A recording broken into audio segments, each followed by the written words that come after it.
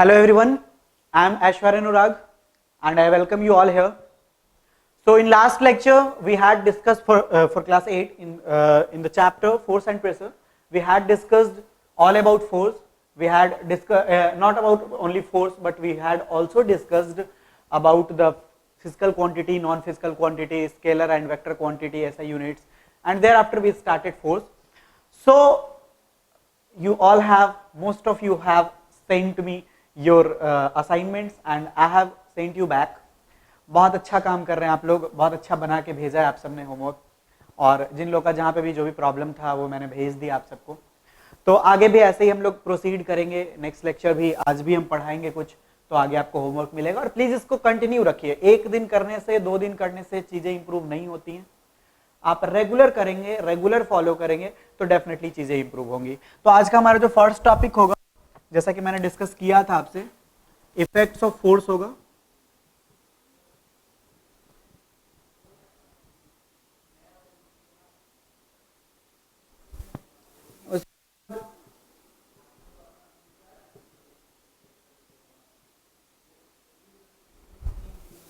Net force and resultant force, not and but or, both is same.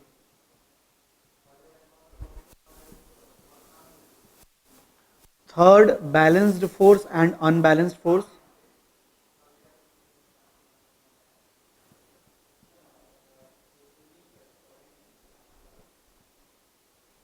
Fourth बहुत important topic होगा, is force mutual.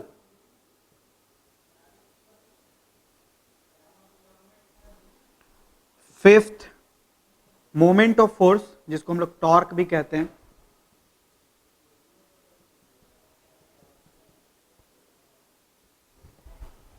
Factors on which moment of force depends. और कुछ examples भी moment of force का देखेंगे हम लोग, तो वो टॉपिक मैं नहीं लिख रहा हूं.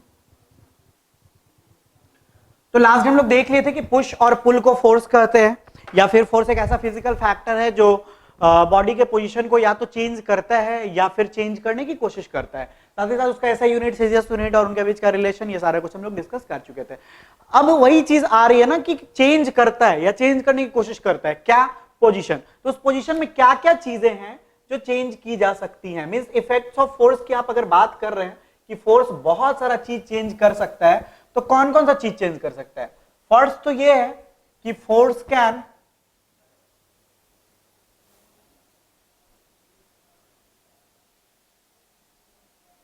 Move a body. मींस जो बॉडी रेस्ट में होगा उसको वो मूव कर सकता है. दूसरा, force can stop a body at rest. Force can stop a moving body. Third, force can change in speed. अब change में increase और decrease दोनों आते हैं. Fourth, force can change the direction. ये सब बॉडी की बात हो रही है बाबू, ठीक है.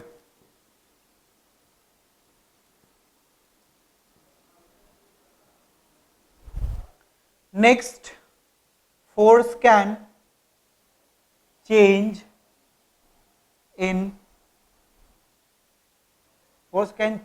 speed of a body. Force can change the direction of a body.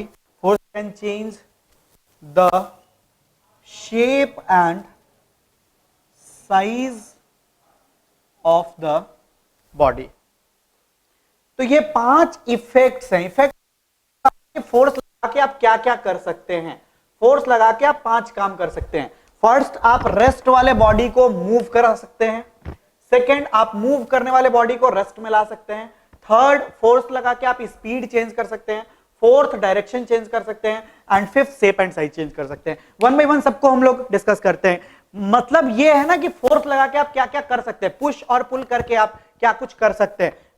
आप बॉडी का पोजीशन चेंज करते हैं, उसी को इलेबोरेट कर रहे हैं हम लोग कि कैसे कैसे क्या किया जा सकता है. सपोज किया जाए, ये तो बहुत ही सिंपल है, अगर कोई बॉडी रेस्ट में है तो उसको मूव कराना हो अगर, तो आप क्या लगाएंगे, फोर्स लगाएंगे। नॉर्मल सी बात है, ये मार्कर रेस्ट में और इसको हम थ्रो कर दिए, तो ये मार्कर जो पहले रेस्ट में था अब मूव करने लगेगा, मूव करने लगा, इसका मतलब हमने फोर्स लगाया। So by applying force I made this body move from rest.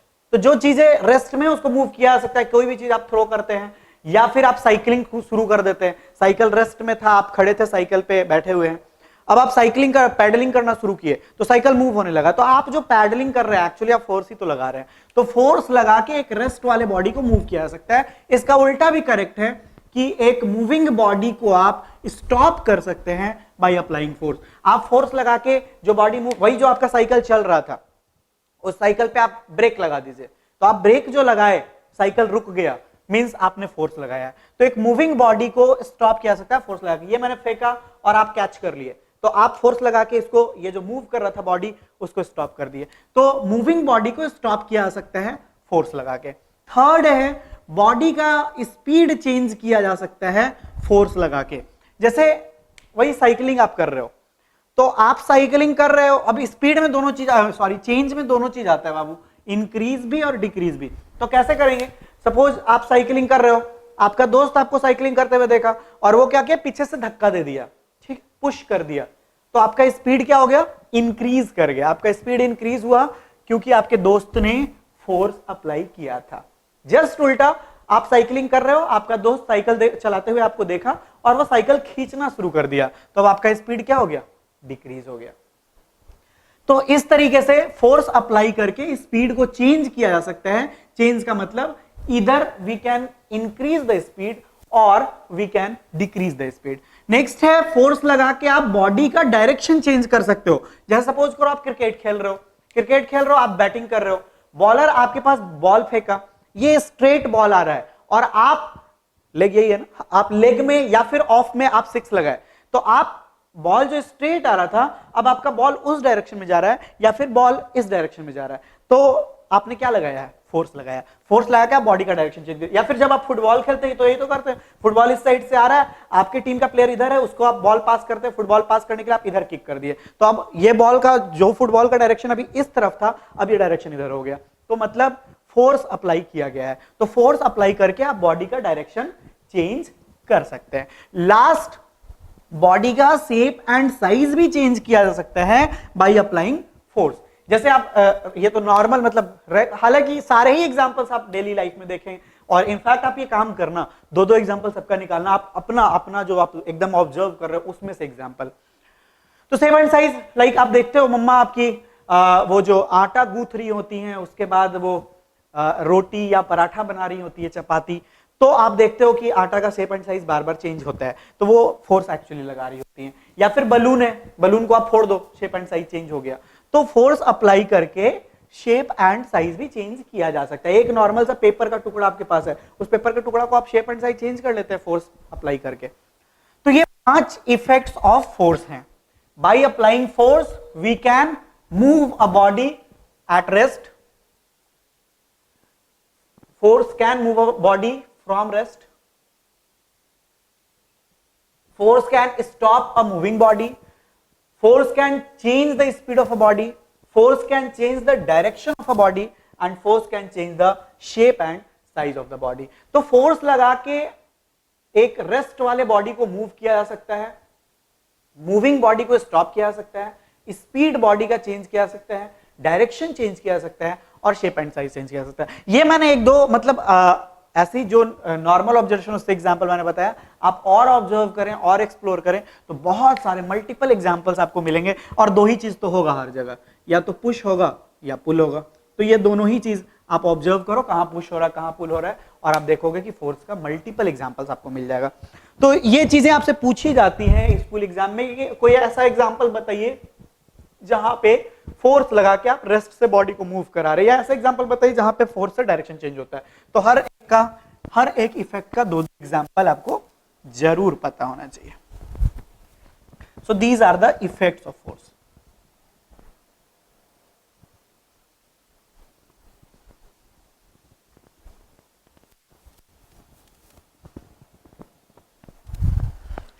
Next है नेट फोर्स और रिजल्टेंट फोर्स क्या होगा। देखो अभी तक जो आप बात कर रहे थे ना, सिंगल फोर्स की बात कर रहे थे, अब अगर आप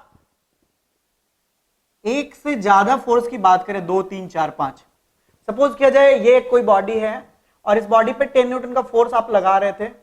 सपोज कर लो ये गाड़ी है, ठीक है, और इस पे 10 न्यूटन का फोर्स लगा के आप धक्का दे रहे थे, फिर आपका दोस्त आया वो भी 15 न्यूटन से लगा के धक्का देने लगा, ठीक है, फिर एक और दोस्त आया वो 20 न्यूटन से लगा के धक्का देने लगा, फिर एक और आया वो 25 न्यूटन। मतलब अब एक फोर्स नहीं बल्कि 1 2 3 4 फोर्स लग रहे हैं। तो ये जो फोर्स लग रहे हैं, टोटल जितने लग रहे हैं, total force applied on a body is called net force और रिजल्टेंट फोर्स।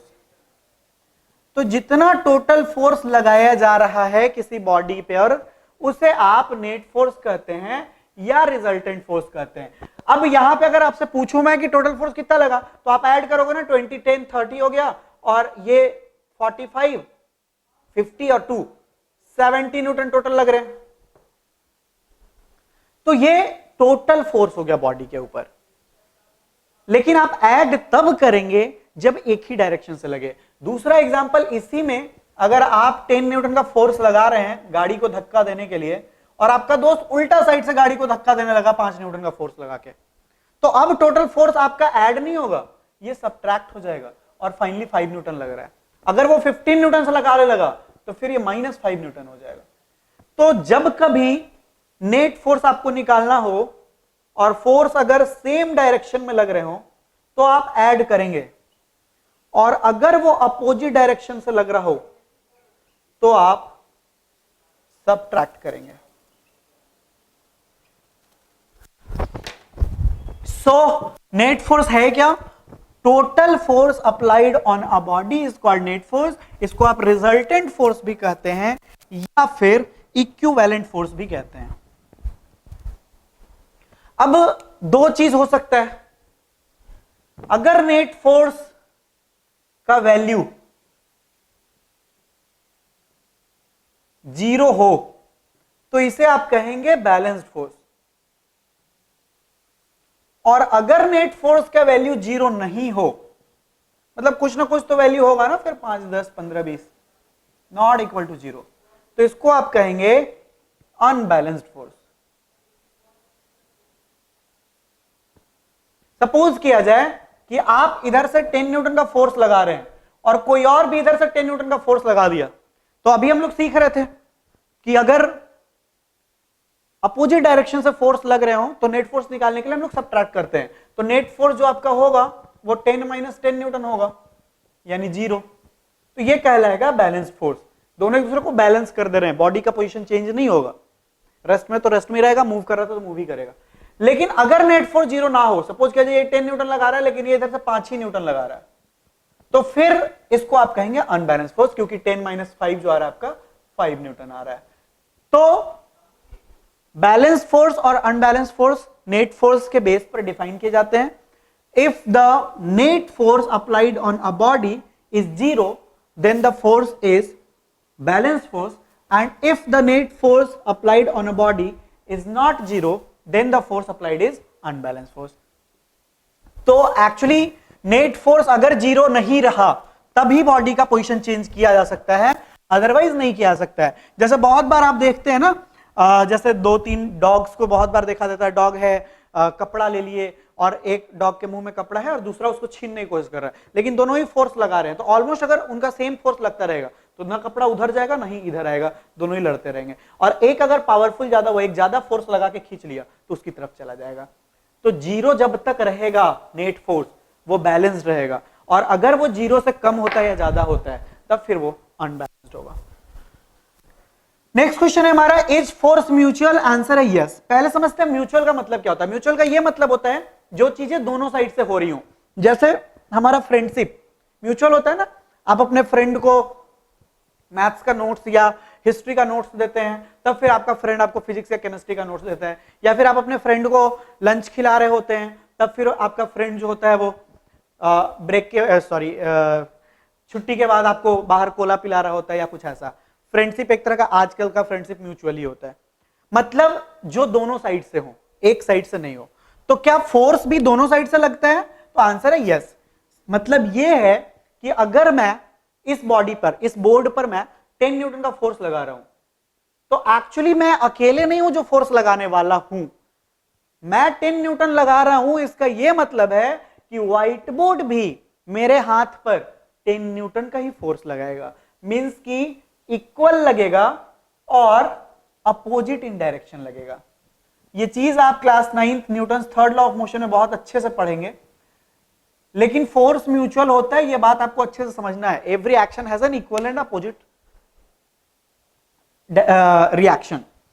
अगर आप इस बॉडी पे फोर्स लगा रहे हैं तो जितना फोर्स आप लगाएंगे उतना ही फोर्स ये भी बॉडी आप पे लगाएगा, और अलग डायरेक्शन में, मींस उल्टा डायरेक्शन में। अगर आप फोर्स अपवर्ड लगा रहे हैं तो रिएक्शन डाउनवर्ड होगा, अगर आप राइट के डायरेक्शन में लगा रहे हैं तो वो लेफ्ट के डायरेक्शन में होगा। इसी वजह से तो गिरते हैं तो चोट लगता है। आप कभी सोचे ऐसा कि लाइक आप एक हाइट से गिर रहे हो तो आपको चोट लग रहा है, आप ज्यादा हाइट से गिर रहे हो तो ज्यादा चोट लग रहा है?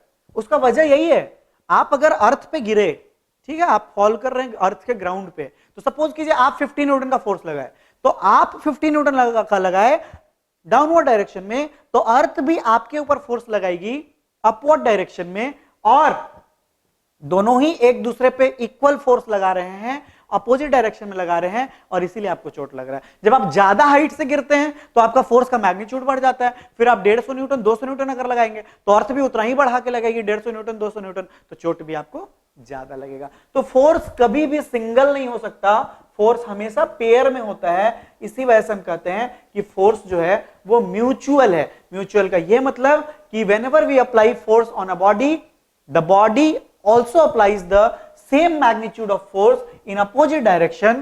That's why we say that force is mutual. तो फोर्स म्यूचुअल होता है। एक और चीज यहां पर इंपॉर्टेंट है, थोड़ा सा आप कोशिश करना समझने की। जैसे अभी जस्ट मैं बोल रहा था कि अगर आप किसी बॉडी पर इक्वल, सपोज इधर से 5 न्यूटन का फोर्स लगा दिया और इधर से 5 न्यूटन का फोर्स लगा दिए, तो ये बैलेंस फोर्स कहलाता है।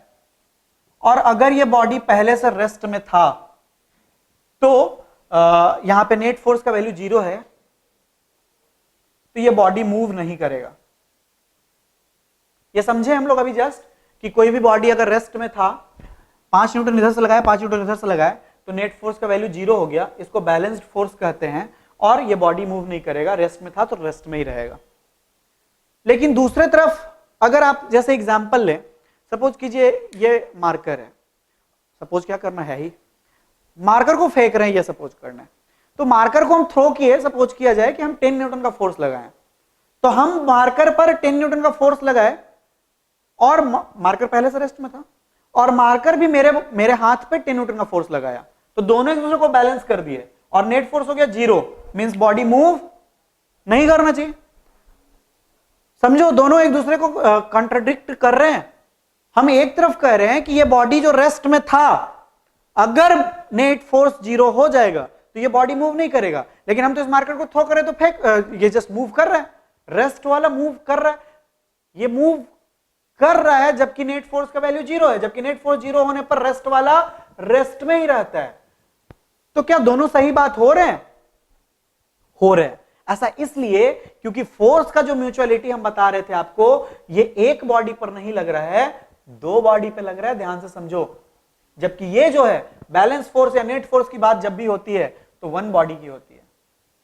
मतलब ये है कि अगर आप ऐसे सोचे कि इस मार्कर पे हम 10 न्यूटन का फोर्स लगा रहे हैं, मार्कर मेरे हाथ पर 10 न्यूटन का फोर्स लगा रहा है, तो उस हिसाब से इसको रेस्ट में ही रहना चाहिए, क्योंकि ये बैलेंस फोर्स है, नेट फोर्स का वैल्यू 0 है, तो आप गलत सोच रहे हैं। ऐसा इसलिए क्योंकि आप मार्कर पर 10 न्यूटन का फोर्स लगा रहे हैं और मार्कर आपके हाथ पर 10 न्यूटन का फोर्स लगा रहा है, तो मार्कर पर टोटल फोर्स 0 नहीं हुआ, मार्कर पर टोटल फोर्स हुआ 10 न्यूटन। इस वजह से मूव करेगा। मार्कर को इससे क्या मतलब है कि आपके हाथ पर क्या लग रहा है, लेकिन इसी मार्कर को अगर आप 10 न्यूटन के फोर्स से इधर फेंक रहे हैं और दूसरा कोई 10 न्यूटन के फोर्स से रोक रहा है, एक ही बॉडी पर 2 अलग अलग फोर्स लगने लगे, तो फिर ये मूव नहीं करेगा। जैसे फुटबॉल है, फुटबॉल पे आप 50 न्यूटन का फोर्स लगाए तो फुटबॉल मूव करने लगा। अब आप अगर ये दिमाग लगाते कि नहीं 15 न्यूटन का फोर्स हम फुटबॉल पे लगाए हैं, तो फुटबॉल भी तो मेरे पैर पे 15 न्यूटन का फोर्स लगाया है और दोनों एक दूसरे को बैलेंस कर देंगे, तो आप गलत सोच रहे हैं। बैलेंस फोर्स एक बॉडी पर लगता है, जबकि आप ये जो बात कर रहे हैं यहां पर दो बॉडी की बात कर रहे हैं। ये सच है कि आप 15 न्यूटन का फोर्स फुटबॉल पे लगा रहे हैं, तो फुटबॉल भी आपके पैर पर 15 न्यूटन का फोर्स लगा रहा है,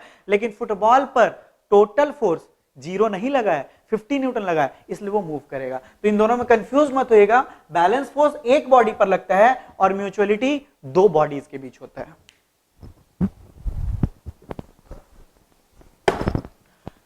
आगे मोमेंट ऑफ फोर्स मैंने मेंशन किया है, ये आपके स्कूल सिलेबस में नहीं है, लेकिन आपको जानना चाहिए।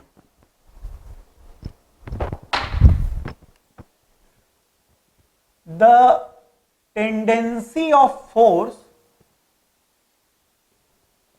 To move a body towards an axis is called moment of force.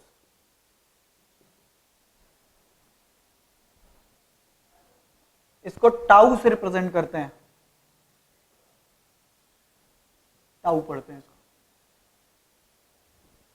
Moment of force क्या है? फोर्स का एक प्रॉपर्टी होता है, फोर्स का एक टेंडेंसी होता है, की वजह से वो किसी बॉडी को उसके या फिर मतलब उस बॉडी को वो एक एक्सिस के चारों तरफ मूव कराती है। उस टेंडेंसी को आप मोमेंट ऑफ फोर्स कहते हैं। मोमेंट ऑफ फोर्स का फॉर्मूला होता है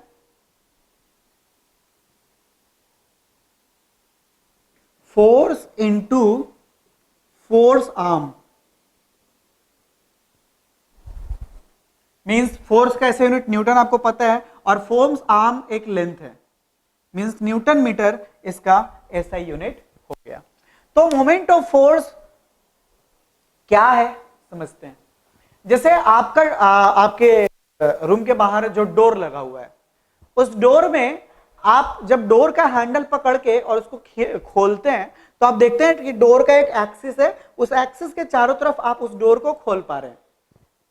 इस डोर को उसका हैंडल पकड़ के उसके एक्सिस के चारों तरफ आप मूव करा पा रहे हैं, क्योंकि आप उस हैंडल पर फोर्स लगा रहे हैं, और फोर्स का वो प्रॉपर्टी जिसकी वजह से आप उसके हैंडल उसके उस हिंज के चारों तरफ आप मूव करा पा रहे हैं, उस प्रॉपर्टी को उस एक्सिस के चारों तरफ जो आप मूव करा पा रहे हैं, उस प्रॉपर्टी को आप मोमेंट ऑफ फोर्स कहते हैं। मोमेंट ऑफ फोर्स दो फैक्टर पर डिपेंड करेगा। It is directly proportional to force and it is directly proportional to force arm. Force arm क्या होता है? फोर्स आर्म परपेंडिकुलर डिस्टेंस होता है, जहां पे एक्सिस है और जहां से आप फोर्स लगा रहे हैं, इनके बीच का जो परपेंडिकुलर डिस्टेंस होता है, उस परपेंडिकुलर डिस्टेंस को आप फोर्स आर्म कहते हैं। तो ये मोमेंट ऑफ फोर्स जो है, ये दो चीज पर डिपेंड कर रहा है। पहला, ये फोर्स का डायरेक्टली प्रोपोर्शनल है, मतलब फोर्स ज्यादा तो मोमेंट ऑफ फोर्स भी ज्यादा, force come moment of force भी कम। सेम टाइम फोर्स आर्म अगर ज्यादा तो मोमेंट ऑफ फोर्स भी ज्यादा, फोर्स कम तो मोमेंट ऑफ फोर्स भी कम।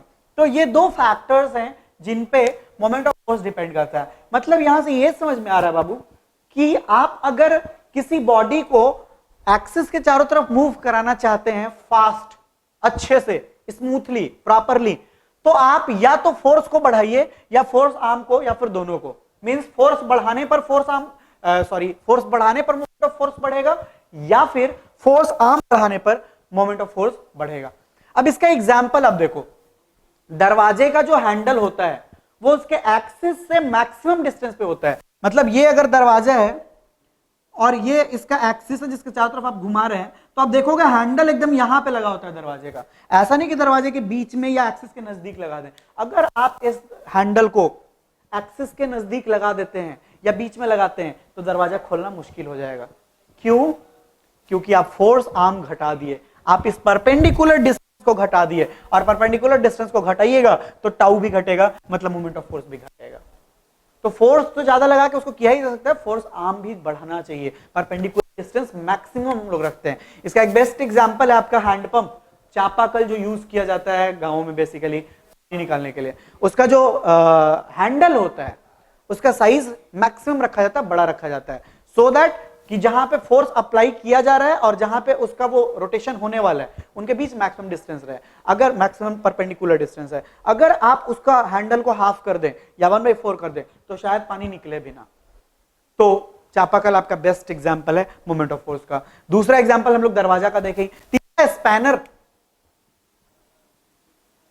स्पैनर जो रिंच आप यूज करते किसी भी चीज को खोलने के लिए, स्पेशली आप नट बोल्ट का ऑपरेशन करने के लिए आप किसी भी चीज को वहां पे अप्लाई करते हैं स्पैनर को। तो आप देखेंगे स्पैनर का भी जो हैंडल होता है वो बड़ा होता है। अगर स्पैनर का हैंडल कम हो तो फोर्स आर्म घट जाएगा, परपेंडिकुलर डिस्टेंस घट जाएगा और मोमेंट ऑफ फोर्स भी घट जाएगा और वो आसानी से वर्क नहीं कर पाएगा। या फिर आप वो देखें क्वेंट, नहीं ही देखे होंगे आप लोग, तो इसको हिंदी में जाता कहते हैं। पुराने टाइम में जब हमारे पास मिल्स नहीं होते थे तो क्वेंट से हमारे घर की जो लेडीज होती थी या फिर और भी लोग, तो वो क्वेंट से गेहूं पीसते थे या फिर दाल धरा जाता था। तो उस क्वेंट का जो हैंडल होता था वो मैक्सिमम डिस्टेंस पर होता था, मैक्सिमम परपेंडिकुलर डिस्टेंस होता था।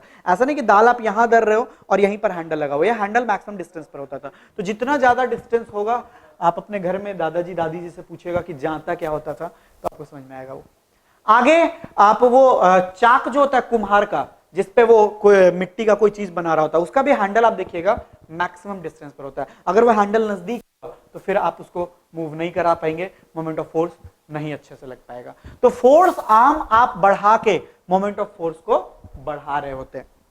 तो क्या देखिए हम लोग, फर्स्ट ये देखें कि मोमेंट ऑफ फोर्स होता क्या है।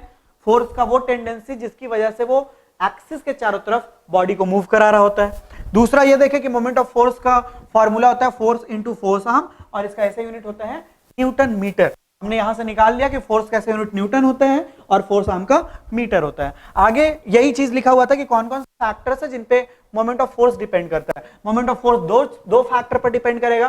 फर्स्ट, ये फोर्स का डायरेक्टली प्रोपोर्शनल है, मींस कि आप फोर्स इंक्रीज करेंगे तो मोमेंट ऑफ फोर्स भी बढ़ेगा, फोर्स डिक्रीज करेंगे मोमेंट ऑफ फोर्स भी घटेगा। साथ ही साथ फोर्स आर्म का ये डायरेक्शन होता है, मतलब फोर्स आर्म अगर आप बढ़ाएंगे तो मोमेंट ऑफ फोर्स ज्यादा होगा और फोर्स आर्म घटाएंगे तो मोमेंट ऑफ फोर्स भी घटेगा। तो डे टू डे लाइफ में बहुत सारे एग्जांपल्स हैं जहां पे हम लोग मोमेंट ऑफ फोर्स को फील करते हैं। चाहे आप फ्रिज देख लो, आप फ्रिज का डोर आप खोलते हो तो फ्रिज के डोर का जो हैंडल होता है वो मैक्सिमम डिस्टेंस पर होता है। अगर उस हैंडल को शिफ्ट करके बीच में लगा दिया जाए तो फ्रिज का डोर खोलने में प्रॉब्लम होगा। अलमीरा का डोर है वो खोलने में प्रॉब्लम होगा। तो सारे जगह पे जहां पे मोमेंट ऑफ फोर्स लग रहा है, फोर्स तो आप ज्यादा लगाते ही हैं, फोर्स आर्म बढ़ाया जाता है सो दैट आप आसानी से एक्सिस के चारों तरफ मूव करा सकें।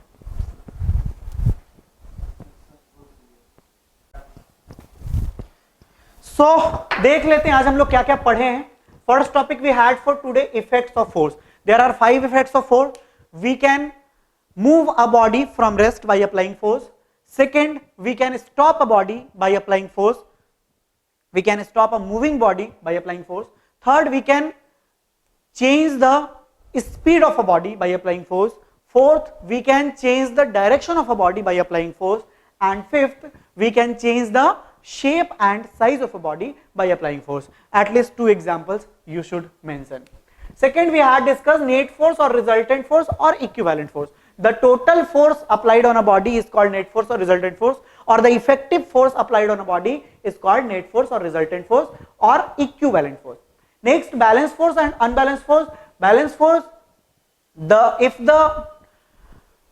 the value of total force or if the value of net force is 0, then the force is balanced force, and if the net force is not equal to 0, then the force is unbalanced force. Is force mutual? Yes, force is mutual, because whenever we apply force on a body, the body also applies the same magnitude of force on us. That's why we say that force is mutual. Moment of force, the tendency of a body, sorry, not body, force. The tendency of a force due to which it moves a body towards an axis is called moment of force. It is written by Greek letter tau, this way. And its SI unit is Newton meter. Last topic we had for today, factors on which moment of force depends. There are 2 factors on which moment of force depends. First, moment of force is directly proportional to force, and it is directly proportional to force arm. What is force arm? The perpendicular distance between axis and the point where force is being applied. तो ये सारे topics हैं और examples आपको थोड़ा पता होना चाहिए। क्वेंट का जो एग्जांपल हम लोग देखे, या हैंड पंप चापाकल का जो एग्जांपल देखे, या फिर डोर का हैंडल हम लोग दूर पे क्यों रखते हैं, चाहे वो अलमीरा का डोर हो, घर का डोर हो, या फिर फ्रीज का डोर हो। साथ ही साथ स्पैनर का हैंडल हम लोग बड़ा क्यों बनाते हैं। ये सारे एग्जाम्पल्स हैं मोमेंट ऑफ फोर्स का हमारे डे टू डे लाइफ में। तो ये सारा आज हम लोग पढ़े हैं। नेक्स्ट डे हम लोग प्रेशर शुरू करेंगे और कुछ असाइनमेंट्स हम आपको दे रहे हैं, प्लीज करके आप सब भेजिएगा और मैं आपको चेक करके बताऊंगा कि कहाँ पे क्या गलतियां हुई हैं और फिर उसको इंप्रूव करना है। तो चलिए कुछ असाइनमेंट्स मैं लिख दे रहा हूं। So these are your assignments, you have to submit it on my WhatsApp number 9430924550. First question I had given you, what do you mean by net force? Also define balance force and unbalanced force. Second question you have, write the effects of force. आपको पांचों effect लिखना है force का और साथ साथ सबके लिए एक एक एग्जाम्पल भी लिखना है। नेक्स्ट, मोमेंट ऑफ फोर्स क्या है। अब यहाँ पे सिर्फ डेफिनेशन नहीं लिखिएगा, आप साथ साथ ये भी लिखेंगे उसका सिंबल क्या है और वो स्केलर क्वांटिटी की वेक्टर क्वांटिटी है और इसका ऐसे यूनिट क्या होता है। परपेंडिकुलर डिस्टेंस एक डोर का हैंडल और एक्सिस के बीच हम लोग मैक्सिमम रखते हैं, ठीक है, क्यों ऐसा करते हैं ये समझाना है आपको। और लास्ट अगेन मैंने फिर से एक न्यूमेरिकल डाल रखा है। अभिषेक एक दरवाजा जो है 2 मीटर वाइड का, उसको खोलना चाहता है वो, और मिनिमम फोर्स वो 3 न्यूटन लगाना चाहता है, तो मोमेंट ऑफ फोर्स कितना होगा। फॉर्मूला आपको पता है, सीधा कैलकुलेट करके आंसर बना के भेज देना है। तो यही 5 क्वेश्चंस हैं। नेक्स्ट लेक्चर में हम लोग प्रेशर शुरू करेंगे। फोर्स हमारा ऑलमोस्ट फिनिश हो गया, हालांकि फ्रिक्शनल फोर्स इसमें हम लोग डिस्कस करेंगे, लेकिन वो प्रेशर खत्म करने के बाद। तो यही है हमारा अभी लेक्चर 2। लेक्चर 3 में हम लोग प्रेशर शुरू करेंगे। होमवर्क बनाइए, मेरे तक भेज दीजिए, मैं आपको चेक करके भेजूंगा। That's all, thank you so much.